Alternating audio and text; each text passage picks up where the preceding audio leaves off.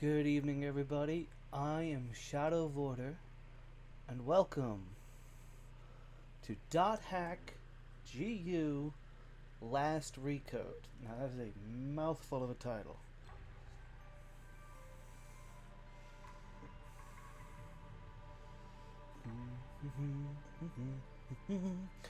Now, as you can see on this, I did in fact already beat Volume 1, but that was a long while ago.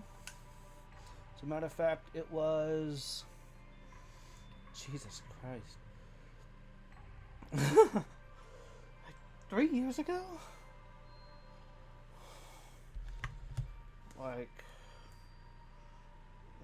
2.5 years ago that I did it. Wow, that was a lot longer ago than I thought it was. Could have sworn I just only bought this.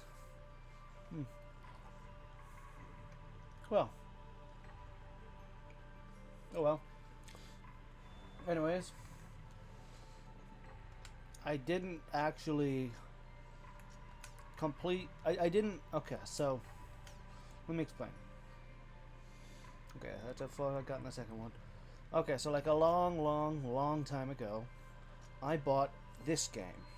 And I played it and I was very confused, but also not that confused.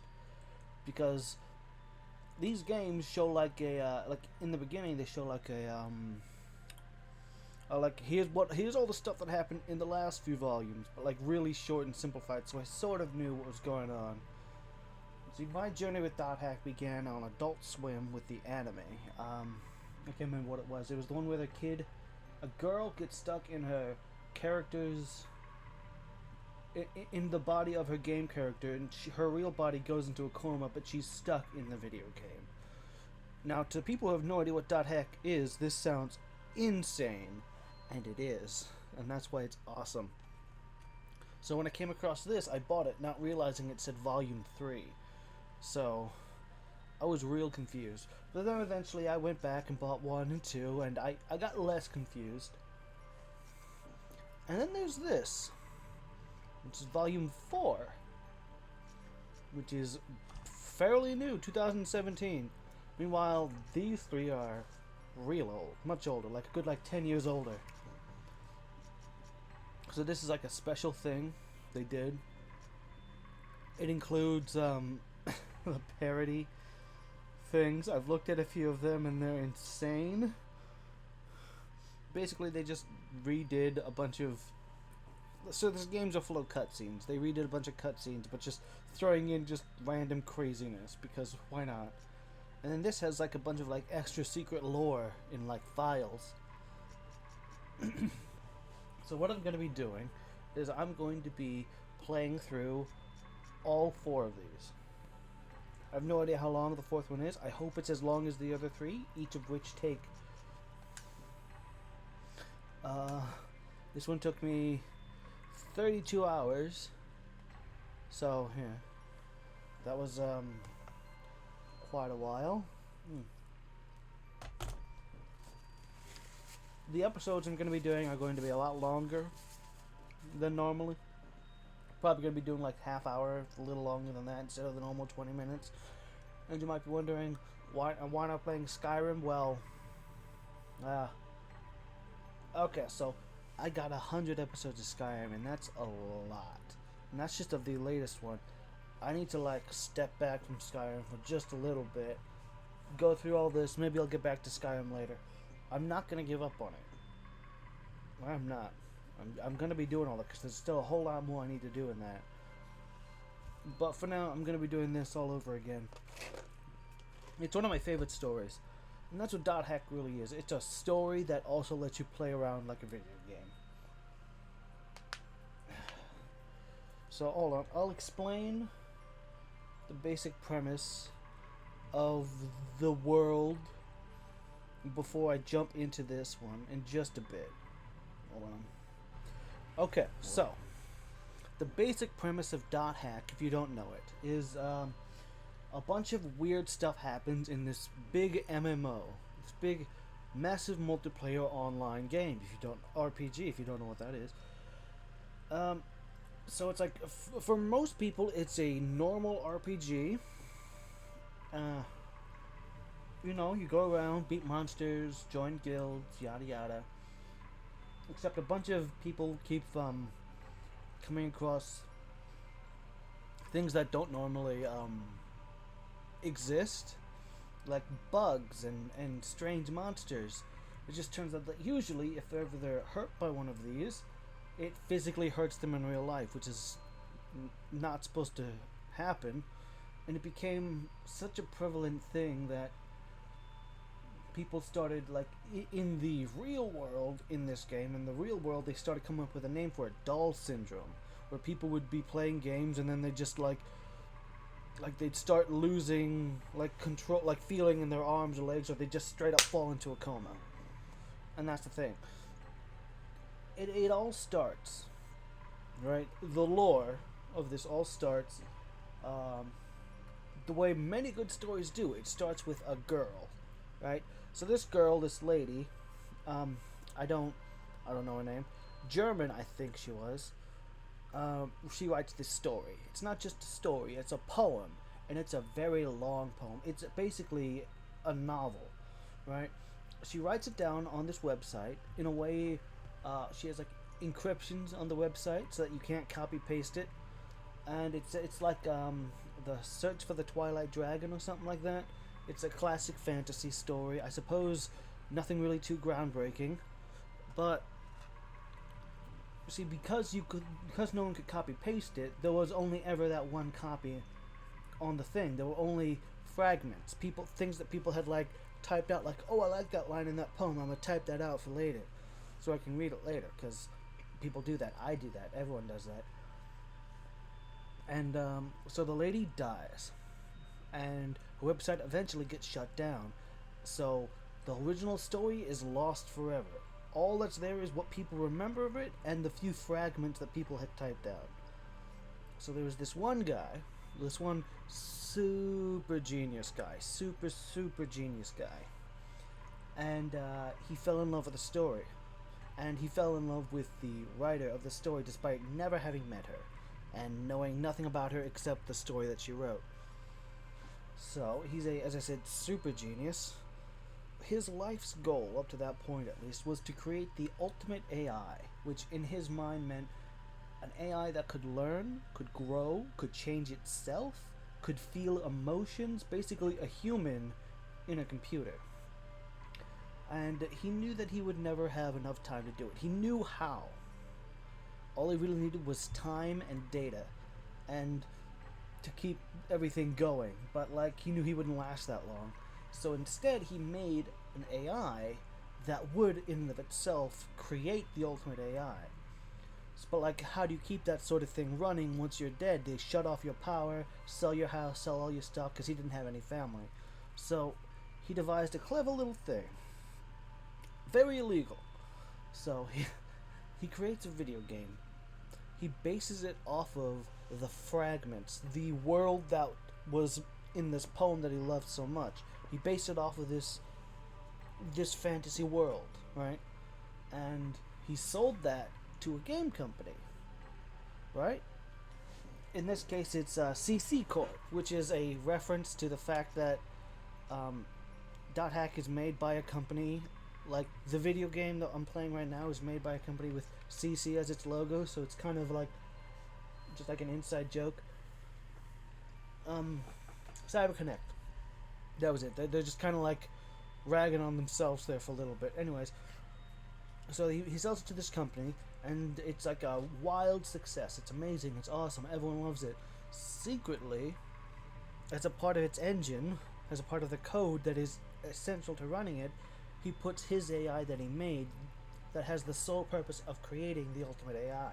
It does so by gathering data from watching people and using the company's resources, the electricity but mostly, and all the hardware they plug into it to make the game run, using all of that and all the data to eventually create the ultimate AI.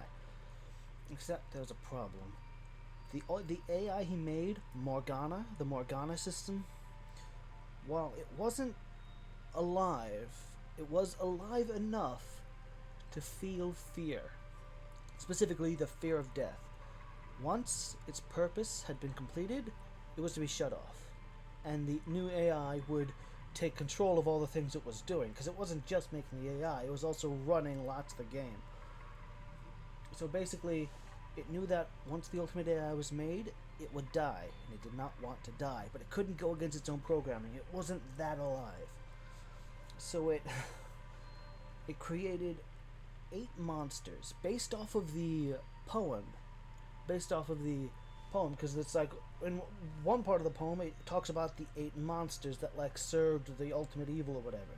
Skaith, the terror of death, Innis, the mirage of deceit, Magus, the propagation, Fida, the prophet, Goy, the machinator, Maha, the temptress, Tarvos, the avenger, and Korbenk, the rebirth. So it created these 8 monsters as, it circumvented its own programming in such a way that it took parts of its own code to create them, because what it was doing was it technically fostered off its own responsibilities onto each of these things. The data collection, so each of them was made to collect data on a specific thing.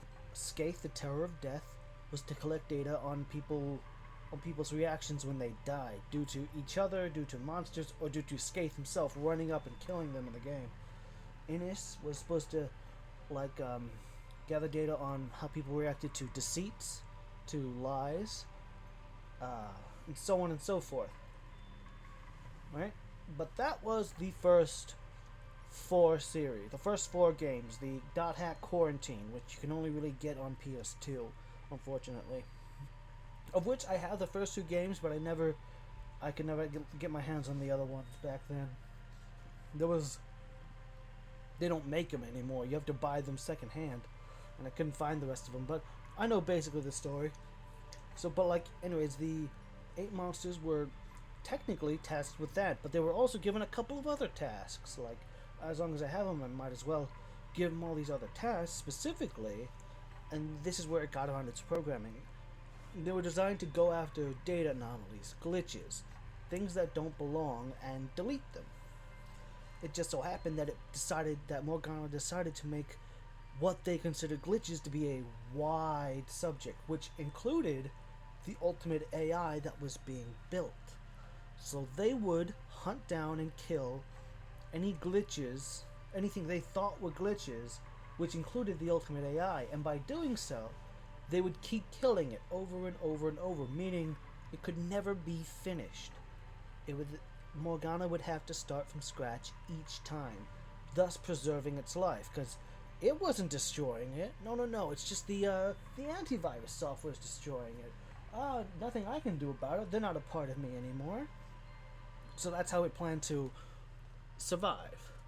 And then the events of the first 4 games happen. The ultimate AI reaches out to someone, says, help me, here's something to help you fight against them. And then a whole bunch of stuff happens. You go around, you defeat each of the 8 monsters. Not before they cause a bunch of chaos. Defeat each of the 8 monsters, and then by defeating them, it unleashed a bigger monster, something like that. I haven't played the 4th one, I'm sorry. I vaguely know what happens. You can look it up yourself on the wiki. I read it over like years ago, so I only kind of remember what happened. But Kubia was the name of the... I think it's something that came about because of the 8 monsters. Because here's the problem. For some strange reason, Morgana and the 8 monsters all had a practically magical abilities. I suppose, my theory is that the guy who made them, the guy who made everything, was like secretly a wizard or something, but he didn't know it, and he breathed life into his creations. That's the only explanation I get for why being killed by one of these 8 monsters can put you into a coma, because that was a thing. Anyways, yeah, they beat the monsters, they beat the Kubia. And then, like, after that, Aura, the name of the ultimate AI, Aura awakens. And she's like, hooray, you've saved me. I'm awake now. I can solve everything. And then, well, she did. It was basically a happily ever after. And with her there, what was it? her very existence as the ultimate AI, she made the entire internet better. So much better, in fact, that people started building on the, like, basically she was holding up the internet, and they were building on top of that. So eventually, when she decided to leave, for whatever reason, probably because, I mean, okay, so, like, for her whole life, she's based off of the events that happen in the video game, which is based off of, like, the original story, so everything's sort of got a mythical vibe to it. Because the guy who made it was in love with that woman who made the thing, so the ultimate AI was supposed to sort of be his and her daughter. But basically, she acted sort of like a goddess. And eventually she realized, I'm interfering far too directly in everyone's lives. I should just step back and let them all... It's like, I'm helping them way too much. I should step back and let humanity figure itself out. And that sort of caused a big, giant network crash. Because, not everything was like a crash, but it caused a bunch of problems when she was no longer there holding things up. And then... well, the rest of it is talked about in this, and I will not spoil it. You'll just have to come along for the ride. I suppose a little bit more. The game was called The World. That's what everyone played. And now, in this series of games, years later, you play The World version 2. Why version 2? Well, that's explained. I don't remember where it's explained. I think it might have been explained in Volume 3.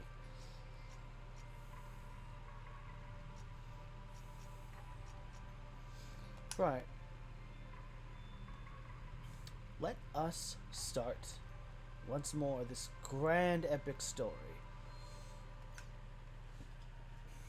Cheat mode. Those who only want to enjoy the story. Nah.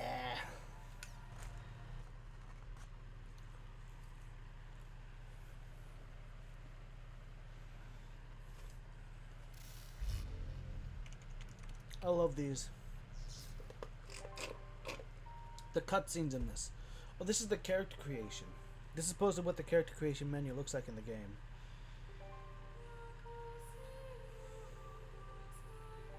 This is him creating. You saw that screen back there with those like numbers. One, there's like 1, 1, 1, and 2.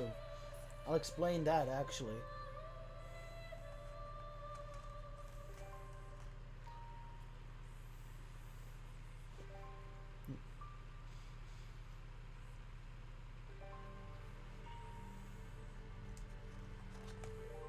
The music in this game.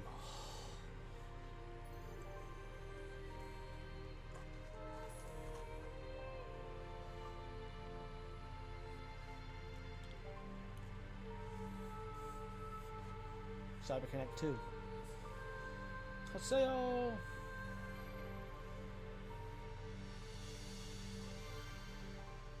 Hey, there was the A. You saw it just flash for just a brief moment, that symbol, that A.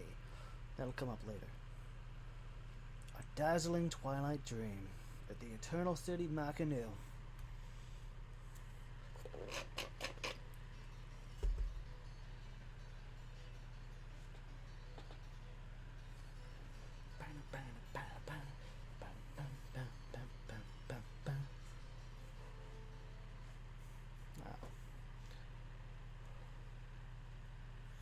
Yeah, this game has two different types of cutscenes. This type of cutscene, which is the, like, the gameplay sort of cutscene. Oh, no, wait, this right here is not a gameplay cutscene. This is. There we go. They seamlessly switch sometimes. Hey, you, the Adept Rogue. That's his class. Yeah, you. I'm talking to you.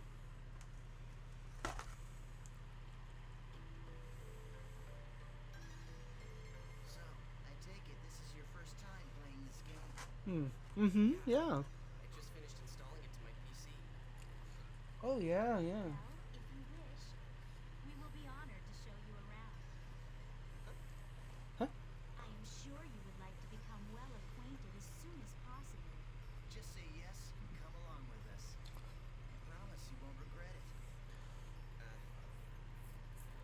So they had a lot of liberties doing the Japanese to English translations because there's no lip flaps. There's no lip flaps.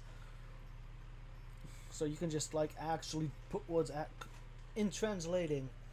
Like you have to usually match the lip flaps. In this though, because like no one moves their lips in most cutscenes, you don't have to. Member addresses are short email addresses that you can only use in the world. Okay, and sometimes you get really pretty To instantly send and receive messages from any player online in the world.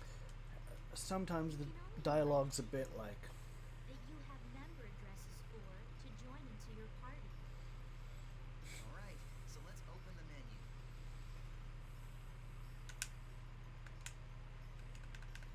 I'm pressing it.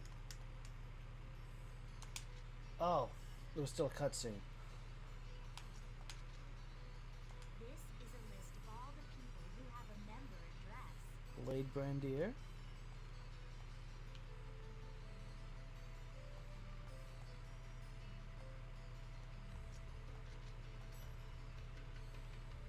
I am honored to lend you my sword. Edge Punisher, that's what they're called. Okay, let's have some fun. Okay, great. Now the party is complete. Mm-hmm. Remember, you can only invite people logged into the world. Enough with the formalities. Should we go on to your first adventure? Yeah. Save shop.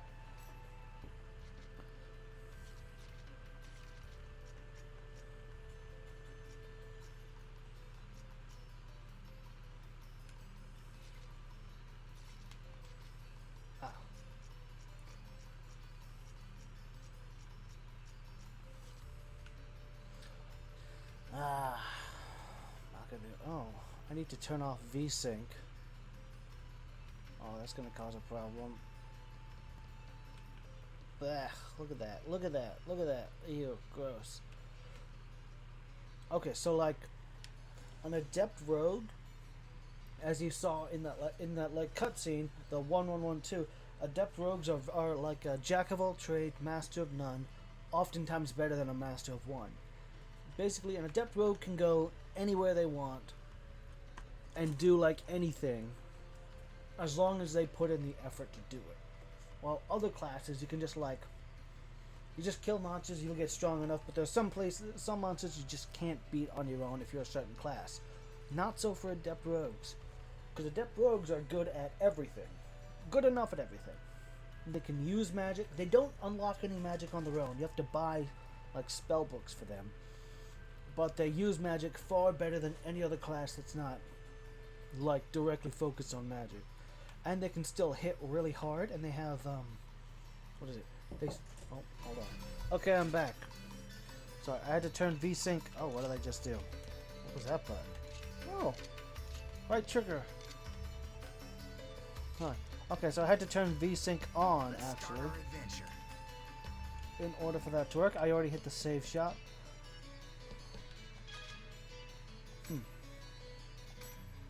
Yep.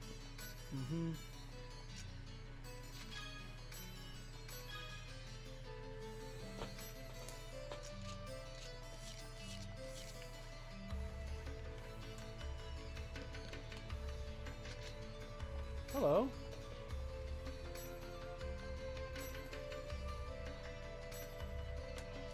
I wonder if any of this dialogue they have is different.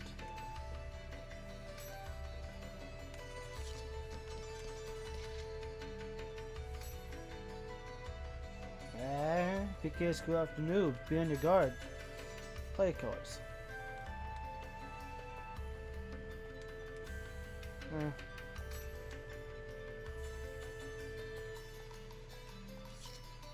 Okay, so like this game series talks a lot about it focuses a lot about online interactions between people and how they can become very toxic. That's like a interesting thing. I'll show you where that they talk about that more. I mean, it's also in the story. It's a big thing, but like they have these news function where you can look at like news in their real world, some of it is very odd how closely it mirrors, because this was like made in like the 90s, and yet it's set in like right about now, and it's odd how closely some of them can be mirrored. Like, wow. This is a transporter called a Chaos Gate. The Chaos Gate. I turned the volume up for them, just so you know. Players can use Probably this to noticed. travel from the root town to other locations. Mhm. Choose warp menu. Yep. In the world, all locations except for root towns, fields, and dungeons are called areas. You can warp to these areas by combining 3 words at the Chaos Gate. These words determine the type of area, My monster dogs are strength, howling. and so on. Alright, let's try out the word selection. Choose area word from the menu. Area word. I This only is where have you 3. input the words. The thing at the top is the word plate. Courageous. Is it in Daydream? Combine the 3 words in here to create the area you want to go. The gyro at the left of the screen shows your current stock of words. You can get more words by getting information from other players, emails, and forums. Okay, why don't you give it a try? Let's start with the first word. Choose courageous from your stock. Courageous, engaging daydream. I knew it. Okay, so like you can see this whole thing is very cleverly designed. Okay, so like courageous, engaging daydream, each of those words determine different things.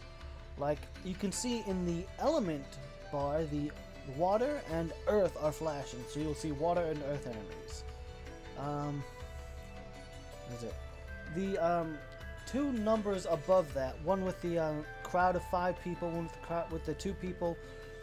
The crowd of multiple people shows you how many other players are in the area, and the one on to the right of that shows how many of them you've met, and that's important for like a side quest. And then treasure level 1, which is like I'm at level 1. You can expect to find like treasures that are equal to level 1 there. Okay, now you can go to your first area. Oh yeah, I almost forgot. See the mark left of the area word? That's a server symbol. It indicates the server you're currently in. Right now, it's showing triangle for Delta. Yep. So, as you can see, we are all in the Delta server. If it's a different server, you'll go to another area even with the same area word. Yep. Pay attention to the server symbol when invited to an area by a friend. If you want to know more, just check out some of the forums. Alright, then we're off to Delta Courageous Engaging Daydream.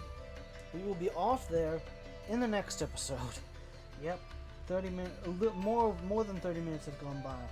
That will be it for this one. I'll see you in the next one. Till then, have a good evening, everybody.